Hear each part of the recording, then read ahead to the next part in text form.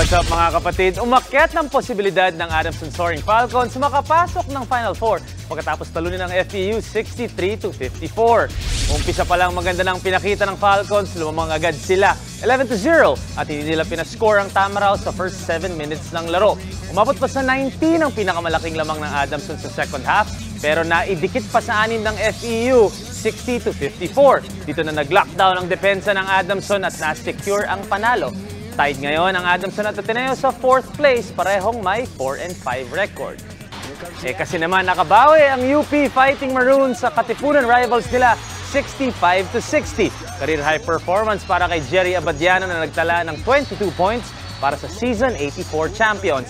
Lumamang ang UP by as much as 12 points bago bumulusok ang Ateneo sa gitna ng 4th quarter para itaya ang laban 54-all. Dito na nakashoot ng important basket si Alarcon at Abadiano para siguraduhin ng panalo. 8-1 na ngayon ang Maroons, good for first place. What's up mga kapatid? It's your sports Tito Mike Reyes at huwag magpahuli sa mga umaaksyong bakbakan at harapan sa loob at labas ng bansa.